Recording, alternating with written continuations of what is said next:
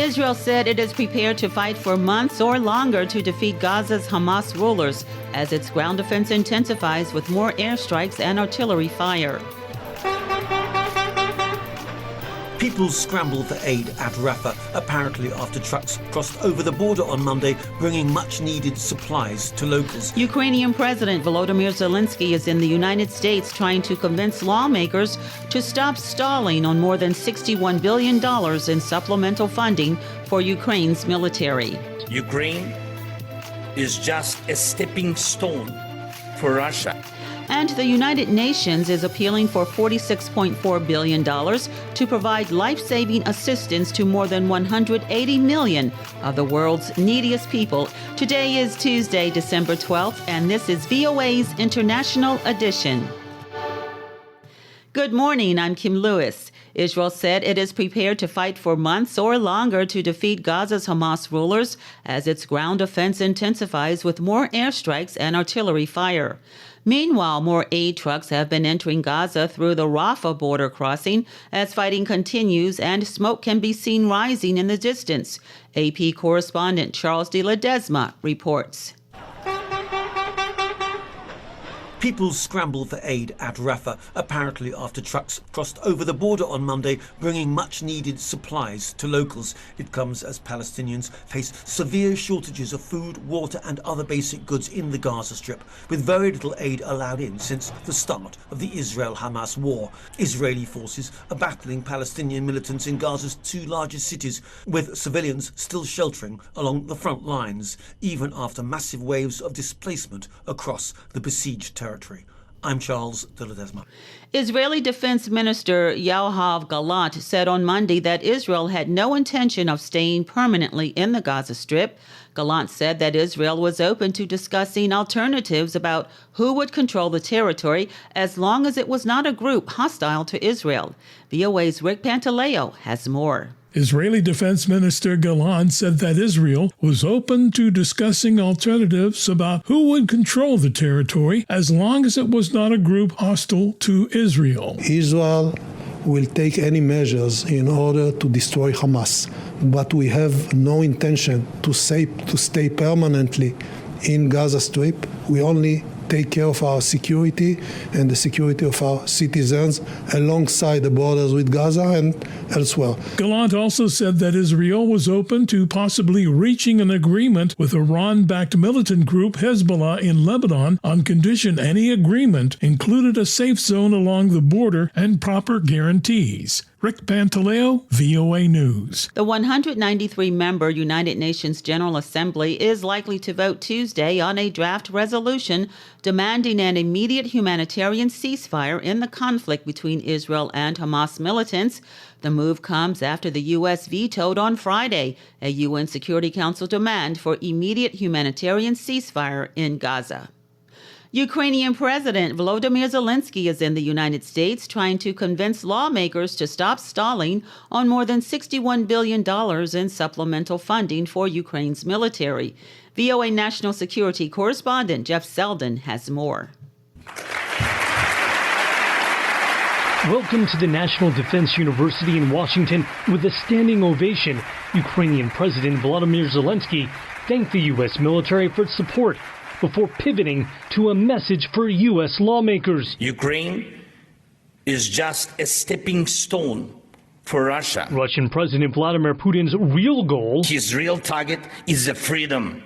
Freedom people enjoy from Warsaw to Chicago to Yokohama. Zelenskyy asked U.S. politicians not to betray Ukraine's soldiers, saying more weapons are needed to defeat Russia's forces. We know what to do, and you can count on Ukraine, and we hope just as much to be able to count on you. U.S. Defense Secretary Lloyd Austin told Zelenskyy America's support for Ukraine is unshakable and agreed on the danger of letting Russia win. Putin still believes that he can outlast Ukraine and that he can outlast America. And Austin said Washington's commitments must be kept. If we do not stand up to the Kremlin's aggression today, if we do not deter other would-be aggressors, we will only invite more aggression, more bloodshed, and more chaos. Ukraine's president is expected to make a similar plea Tuesday when he meets with lawmakers on Capitol Hill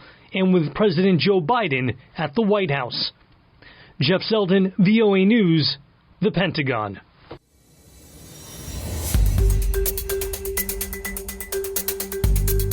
We're following these other stories from around the world. The whereabouts of Russian opposition leader Alexei Navalny are currently unknown, with his allies saying he is no longer at the penal colony where he had been imprisoned since last year. Russian officials have not said where Navalny was taken, and there has been no comment from the Kremlin. Egyptians began voting Monday on the second day of a presidential election in which President Abdel Fattah el-Sisi faces no serious challenger and is certain to win another term, keeping him in power until 2030. The three-day vote is taking place amid a staggering economic crisis in Egypt. A decision by India's top court to uphold a 2019 decision by the government of Prime Minister Narendra Modi to revoke special status for the state of Jammu and Kashmir was met with celebrations and condemnations on Monday.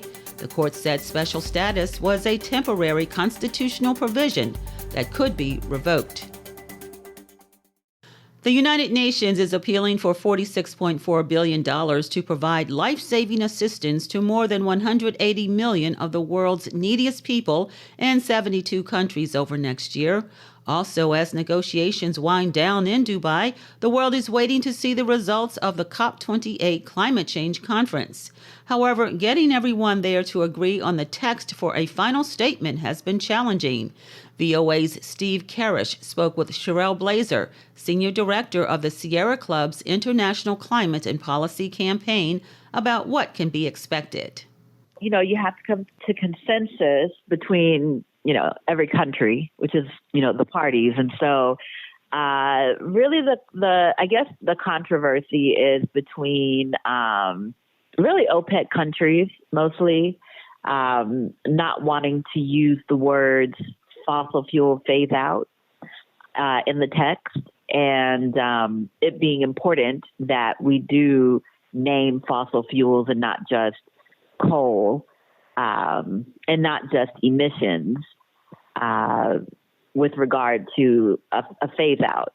Because, of course, if we want to get to net zero by 2050 then. And what's the Sierra Club's take on all this? What are you hoping to see? Sierra Club is hoping to see a fast phase out of fossil fuel sources so that we can get to net zero and start to stay within, the 1.5 degree warming that we've been warned, that the science says is necessary, and the IPCC has warned, will help us to avoid the most catastrophic version of climate crisis. Well, that's what you're hoping to see in the long run.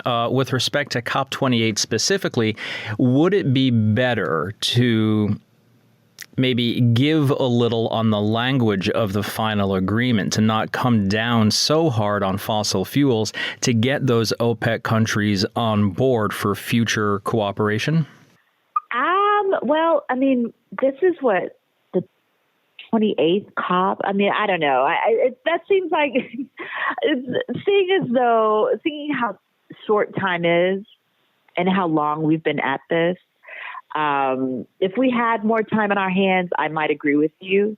But at some point, we do have to say, okay, the science is clear.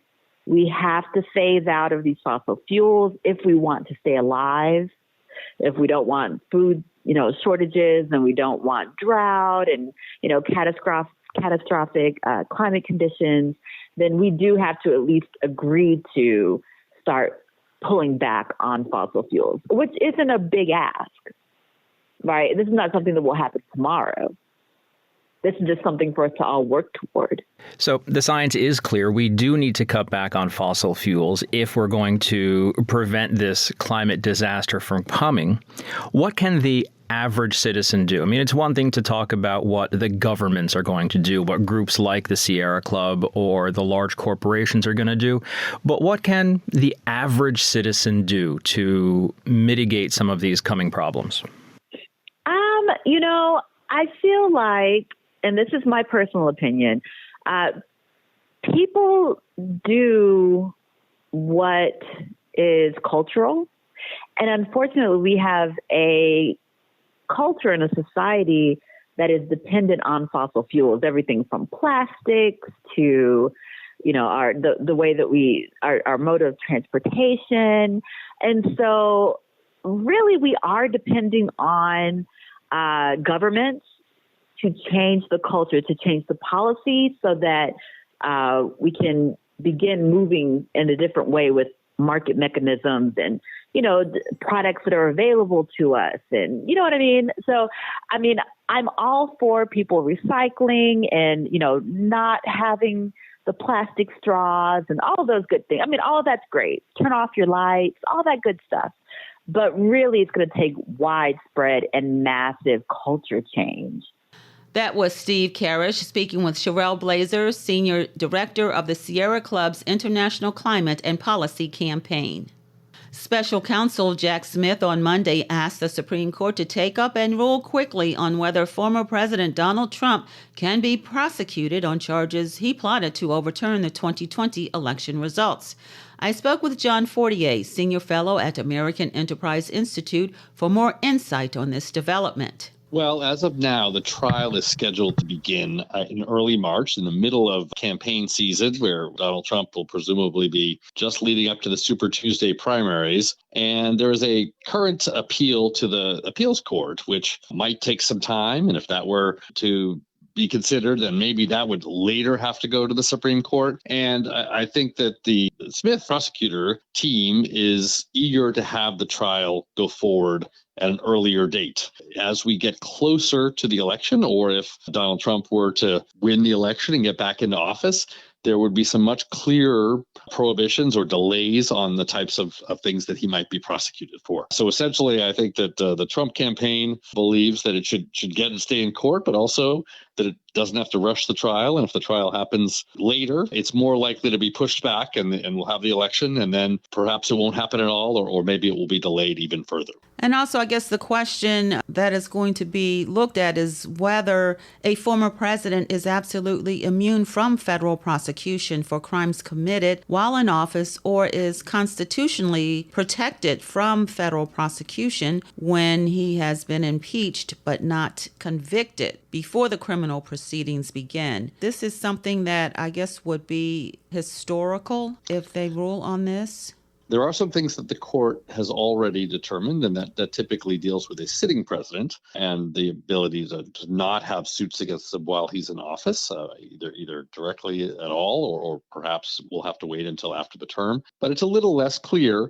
A former president, the question of whether these actions were while he was in office as the president, or maybe as a private citizen or a presidential candidate. And I think there's a lot of gray area where the court has ruled in some parts, but not in others. And so what the Trump campaign is looking to say is that there are several ways in which the president might actually be immune from this suit and wants the court to decide. But again, whether it's 2 stages with the appeals court deciding and then perhaps to the Supreme Court, which would take a longer time, or whether this more expedited appeal to the Supreme Court by Jack Smith prosecutor works will determine the timing of this trial. And just looking at some historical perspective, it would not be unprecedented speed. Just looking nearly 50 years ago, the justices acted within 2 months of being asked to force President Richard Nixon to turn over Oval Office recordings in the Watergate scandal. And also looking at the High Court just a few days, effectively decide the 2000 presidential election for Republican George W. Bush over Democrat Al Gore. It is not something unprecedented, but maybe unusual. I think the question here is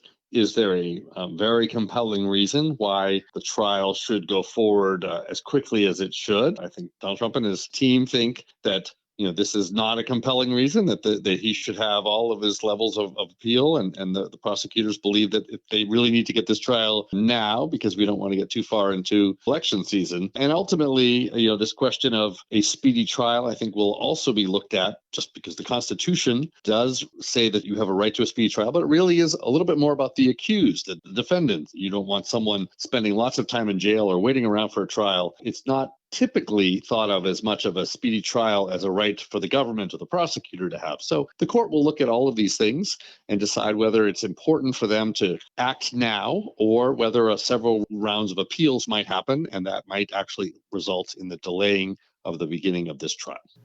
That was John Fortier, Senior Fellow at American Enterprise Institute.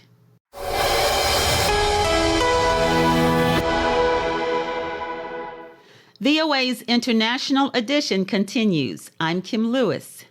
The leaders of Guyana and Venezuela will meet this week to discuss the escalating dispute over the Essequibo region that separates the two countries. VOA's Rick Pantaleo has more. The meeting between Guyana's President Mohamed Ifran Ali and Nicolas Maduro, President of Venezuela, will be held Thursday behind closed doors on the Caribbean island of St. Vincent. Guyana's president says he is coming to the meeting with goodwill, but insists that the case be heard at the International Court of Justice. 100%. We are not going to remove from the ICJ. We are not going to step out of the ICJ. We have made it very clear that this case shall be settled at the ICJ. The disputed Essequibo region is said to be rich in oil and minerals, and it represents a third of Guyana's territory. Earlier this month, Venezuela voters backed a referendum on whether to claim sovereignty over the region. When Ali was asked if the U.S. has committed any military aid, he said he signed an advanced defense agreement with the U.S. to ensure that major training programs and exercises will continue.